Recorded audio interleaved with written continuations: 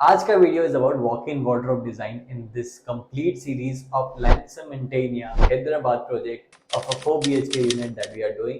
और आज के वीडियो में हम किशोर के बेडरूम की वॉक इन क्लोजेट समझेंगे। अगर आपने उसका बेडरूम का डिजाइन किया है तो पहले जाके वो चेक कर लीजिए। वो भी वीडियो में हमने पूरा एक्सप्लेन किया है कि कैसे हमने बेडरूम डिजाइन किया और कैसे इस वॉक इन वार्डरोब के अंदर आना है थ्रू अ हिडन डोर। तो अब ये बहुत छोटी वॉक इन वार्डरोब स्पेस है, ओनली 40 स्क्वायर फीट की स्पेस है, बट हमने इसको बहुत अच्छे से यूज किया है।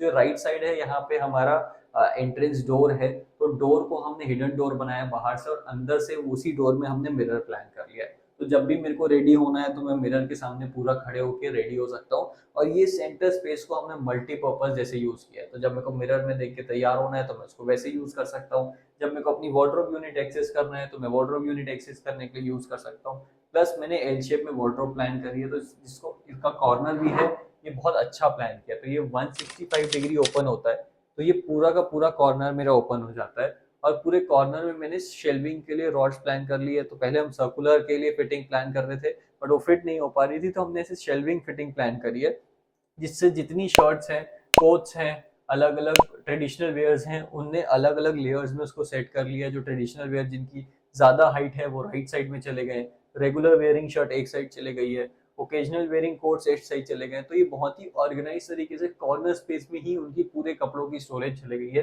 प्लस पूरे में अंदर भी वार्डरोब में लाइट्स प्लान है, तो जब भी मेरे को वार्डरोब से कुछ सामान देखना है तो ऊपर मैं लाइट ऑन करूंगा, पैनल लाइट लगाई हुई है, तो मेरे को पूरी वार्डरोब में वेल लिट मिल जाएगा। और जब मेरे को नहीं चाहिए तो मैं इसको क्लोज ऑफ कर दूंगा। देन ये हमारा ऐसे कॉर्नर यूनिट हो गया। अब इसके बाद हमने अलग अलग जगह, जो आप सामने देख पा रहे हो, यहाँ पे हमने वार्डरोब की यूनिट प्लान करी है। इसमें यहाँ पे अभी तो ये शिफ्ट इन किए हैं, तो ये हमने यहाँ पे 3 वार्डरोब्स के ड्रॉर दिए हुए हैं। तो ये 3 ड्रॉर है फॉर इनके रेगुलर आइटम्स, ये शेल्विंग है। ये पहले हमने एक बड़े यहाँ पे हैंगर बचा हुआ है, बड़े हैंगर के लिए एक जगह उनको चाहिए थी। नीचे शेल्व्स हैं एंड अगेन ड्रॉर है। तो this is something that he personally like कि उनको मेरे को ऐसा चाहिए, तो उन्होंने ये इंटरनल पार्टीशन प्लान किया। इसमें अच्छी बात है कि ऊपर जो पैनल लाइट्स है, उससे मेरा पूरा वार्डरोब को भी जब मैं ओपन कर रहा हूँ तो इट्स वेल लिट अप, तो मेरे को कभी भी अंदर सामान देखने में कोई दिक्कत नहीं हो रही है। इसके ऊपर हमने लॉफ्ट प्लान किया हुआ है। तो मेरे जितने लगेज आप देख पा रहे हैं, that has gone to loft. ये पूरे मेरे बड़े जो लगेज हैं ये लॉफ्ट में चले गए। तो लॉफ्ट में हमने पूरा कैबिनेट का स्ट्रक्चर नहीं बनाया, बस फ्रेम बनाया है जिसपे आपके सामने फ्रंट शटर चले जाएंगे। तो उससे हमारी बहुत ज्यादा कॉस्ट सेविंग भी हो जाती है। फिर ये लेफ्ट साइड में जो लास्ट वार्डरोब की यूनिट है, ये भी हमने यहाँ प्लान करी है। इस पे नीचे बहुत सारे ड्रॉर्स दिए हुए हैं एंड देन शेल्विंग सिस्टम दिए हैं फॉर हिज रेगुलर क्लोथ्स। तो this space becomes really well. Plus हमने ऊपर 2 COB लाइट प्लान किया, तो कभी भी मैं जाऊंगा तो मेरे फेस पे हमेशा फ्लैश ऑफ लाइट्स मिलेगी। तो मैं रेडी हो रहा हूँ या कुछ हो रहा हूँ, it will feel really good in the room and the whole room will be lit up. And natural white colour का यूज किया हमने, फ्लोरेसेंट व्हाइट नहीं किया, ना ही वार्म व्हाइट किया है। वार्म करते तो बहुत गर्मी लगती है, फ्लोरेसेंट व्हाइट करते तो अच्छे नहीं दिखते, तो नेचुरल व्हाइट यूज किया है, जिससे ओवरऑल ये कलर बहुत अच्छा दिख रहा है। प्लस अब जब वार्डरोब के कलर्स में आ जाते हैं, तो हमने यहाँ पे लैमिनेट यूज किया, हमने एक्रेलिक नहीं किया है, हमने लेकर नहीं किया है। बहुत एक्सपेंसिव साइड नहीं जाना चाहते थे, this is carpenter made wardrobe, तो ये लैमिनेट किया। इसका जो कोड रहेगा उसको डिस्क्रिप्शन में हम लिख देंगे। बट ये कोड सिलेक्शन है बहुत ही क्रीम बेजिश कलर है, मेरे को जितना याद है, मेरे ख्याल से हमने मरीनो से इसको सेलेक्ट किया था। तो this is come out really well. And cream colour को हमने डार्क वॉलनट वुड से किया है, जिसमें हल्का सा टेक्सचर है, तो it is coming out really well. And we have combined it with long black handles, so ये बहुत ही मॉडर्न, बहुत ही लग्जूरियस लुक दे रहा है वार्डरोब को। हैंडल लगते ही आई थिंक जो वार्डरोब की वैल्यू है it increases a lot. Next point में हम आ जाते हैं मटेरियल्स और हार्डवेयर में इस वार्डरोब में कौन से यूज हुए हैं। तो ये जो आप सबसे पहले जो शटर है, ये 19 का ब्लॉक बोर्ड यूज हुआ है। ब्लॉक बोर्ड में बेंडिंग इश्यूज नहीं आते हैं, इसलिए ब्लॉक बोर्ड का यूज किया गया है 19 का। अंदर के जो माइका है या लाइनर बोलते हैं जिसको, वो वर्गो कंपनी का है। ये फैब्रिक जो टेक्सचर आता है लाइट ग्रे, वो यूज हुआ है। बाहर मरीनो कंपनी का लैमिनेट यूज हुआ है, एज बैंड लगी है।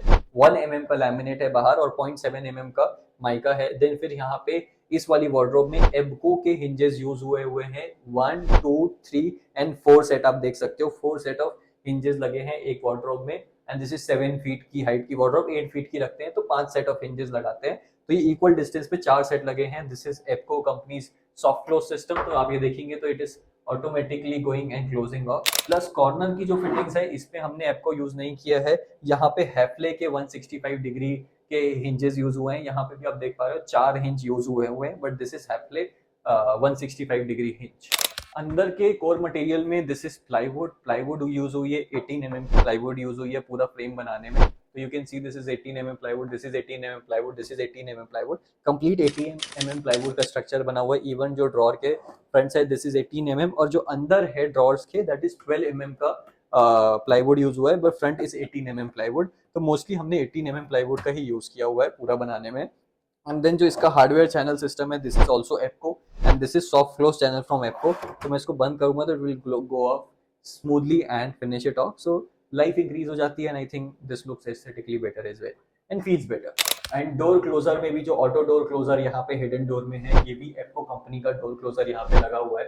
तो जिससे मैं कभी भी यहाँ पे अपने डोर को ओपन करता हूँ वार्डरोब के और इसको छोड़ देता हूँ तो वो ऑटो क्लोज कर देगा डोर को विदाउट एनी इशू। नाउ आखिरी पॉइंट जो मैं हर बार बताता हूँ, थिंग्स टू इम्प्रूव अपॉन, मैंने क्या सीखा और क्या इम्प्रूव कर सकते हैं। अब क्या होता है, हमारे यहाँ कभी भी फ्लैट बनता है या कुछ भी बनता है, वॉल सीधी नहीं होती है। कोई भी इंडिया में कंस्ट्रक्शन में वॉल सीधी नहीं होती है, आप कितना भी कुछ कर लीजिए।